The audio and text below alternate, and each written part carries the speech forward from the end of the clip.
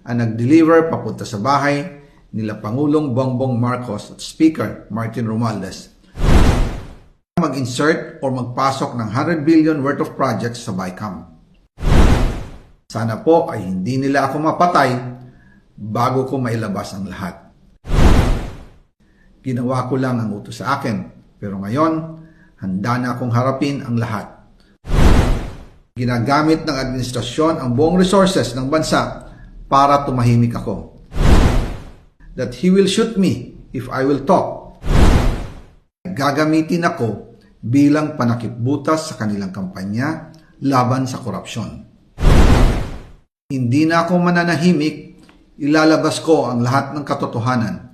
May resibo, may ebidensya, at may pangalan.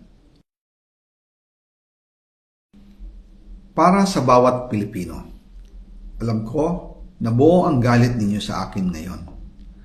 Nauunawaan ko rin kung bakit, lalo na at malaki ang halagang nakataya. Pero bago kayo humusga, hayaan ninyong ipaliwanag ko ang buong katotohanan. Matagal akong hindi nagsalita dahil may direktang utos sa akin. Huwag nang bumalik ng Pilipinas at manahimik na lamang. Umalis ako noong July 19, 2025 para sa aking medical check-up. Nakaplanong bumalik pagkatapos ng SONA ni Pangulo. Pero habang papauwi na ako, tinawagan ako ni dating Speaker Martin Romualdez at sinabihan, "Stay out of the country. You will be well taken care of as instructed by the President." Noon naniniwala pa ako sa kanila, kaya't hindi ako bumalik.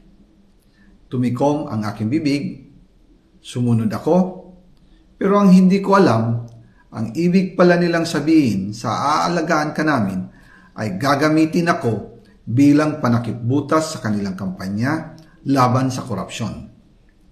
Ginawa nila akong poster boy ng kanilang sariling kasinungalingan. Ngayon, hindi na ako mananahimik, ilalabas ko ang lahat ng katotohanan. May resibo, may ebidensya, at may pangalan. Nagsimula ito nung tumawag si Sekmina Pangandaman sa akin nung nag-umpisa ang BICAM process last year, 2024. Ang sabi niya, katatapos lang ng meeting nila ni Pangulo at may instructions na mag-insert o magpasok ng 100 billion worth of projects sa BICAM. At sinabi pa ni Sekmina, you can confirm with Yusek Adrian Bersamin dahil magkasama sila sa meeting ni Pangulong BBM noong araw na yon. Tinawagan ko po agad si Yusek Adrian Bersamin at tinanong ko kung may instruction nga ba ang Pangulo na magpasok ng 100 billion during their meeting. Ang sabi niya ay totoo nga po.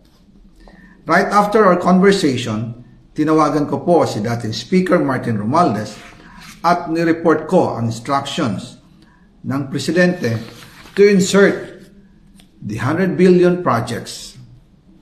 At sinabi niya sa akin, what the President wants, he gets.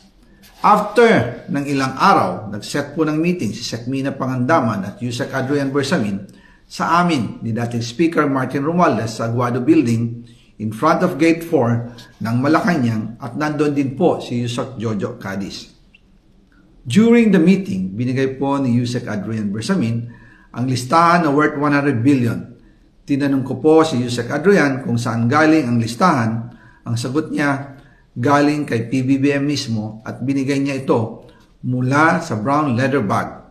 Nung sinabi po ni Yusek Adrian Bersamin yung brown leather bag, naalala ko noong nasa Singapore kami right after the elections of May 2022 sa Hilton Hotel, kami ni dating Speaker Martin and PBBM habang pauwi at pabalik ng Pilipinas, hinabol ng PSG ang brown leather bag at ang sabi ni PBBM, maiwan na lahat, wag lang ang brown leather bag.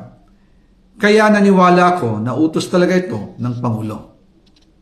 Pagkatapos ng ilang araw, I informed sina dating Speaker Martin Romualdez, Sekmina Pangandaman, Yusek Adrian Bersamin, and Yusek Jojo Cadiz na kung pwede 50 billion lang ang ipasok sa program funds dahil so sobra ang DPWH funds versus sa DepEd. In practice, hindi pwede na mas malaki ang budget ng DPWH kaysa edukasyon.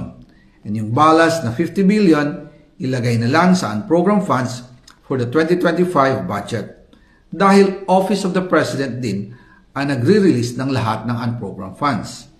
Pagkatapos ng isang araw, tinawagan ako ni Sec Mina at sinabi ang mensahe ng Pangulo. Ipasok ninyo yan dahil pinangako na sa akin ni Speaker Martin yan at hindi na pwedeng baguhin. Kumbaga, ang utos ng hari hindi pwedeng mabali. Again, I informed the Speaker and asked clearance about the instructions ng Pangulo. At ang sabi niya, wala tayong magagawa.